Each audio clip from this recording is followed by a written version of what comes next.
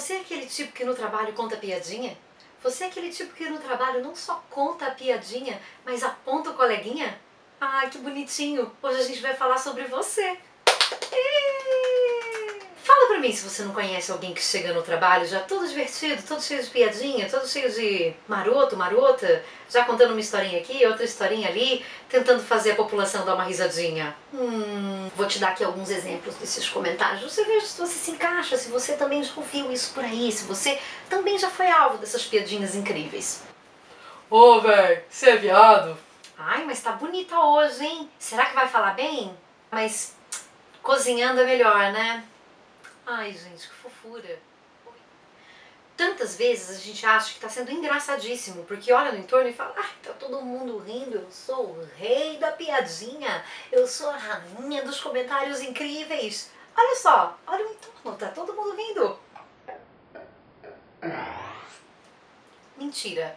Às vezes, aliás, muitas vezes, as pessoas estão rindo porque elas não têm o que fazer. Às vezes os comentários são tão absurdos, e muitas vezes os comentários são tão absurdos, que a escolha do outro é rir, porque no ambiente de trabalho as pessoas têm muito receio de gerar um conflito. E a gente devia pensar realmente sobre a nossa postura. Vamos dar uma refletida aqui? Pois bem, se você é essa pessoa que faz piadinha o tempo todo, você já parou para pensar se você está agradando?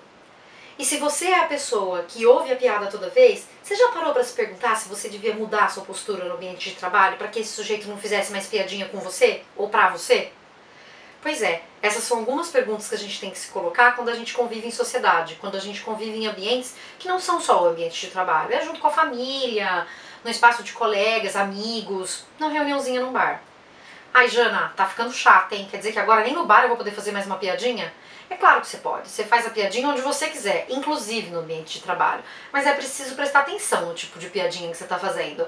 Porque veja só, se a gente, toda vez que decide fazer uma piada, a gente agride um determinado grupo de pessoas, pode ser que aquela piada não seja realmente tão engraçada. Da sua perspectiva, ela pode ser as mil maravilhas. Mas para aquela pessoa que está sendo ofendida direta ou indiretamente, certamente aquilo não tem graça nenhuma. E a gente só vai ser capaz de reconhecer isso se a gente parar de olhar para si e, de novo, olhar para esse outro. Quem é essa pessoa que está me ouvindo? Será que ela acha graça mesmo naquilo? E na carapuça do, eu só tô sendo divertido, eu não tô espalhando preconceito nem nada, as pessoas esquecem que essa é a sua perspectiva e não a perspectiva do outro. De repente tem alguém, e muita gente, que tá se sentindo incomodado com aquilo, tá sendo diretamente afetado pela sua piada. Porque a piada, ela é também uma maneira, aliás, muito eficiente de perpetuar condições, status, relações. Porque a gente acaba legitimizando comportamentos dentro da piada. Se você ficar dizendo a piadinha da loira, a piadinha do negro e a piadinha do homossexual, não tem graça nenhuma. Se a nossa comunicação expressa aquilo que a gente é no mundo e aquilo que a gente acredita no mundo, uma piada pode valer mais do que 1000 palavras. Ela pode realmente expressar aquilo que você pensa. E se você sai por aí dizendo, viado, não sei o que lá de viado, só pra dar um exemplo, e depois você diz que você não tem preconceito, isso fica meio esquisito.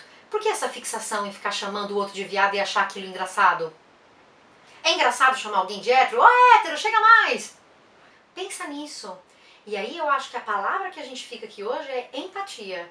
Se você olhar para o outro de maneira empática, ou seja, enxergando esse outro para além da sua perspectiva, isso é uma maneira de você parar e pensar antes de fazer uma piada ou um comentário, seja ele maldoso ou bondoso. Às vezes você diz assim pro sujeito, como você tá arrumada hoje, ou como você tá arrumado hoje, hein?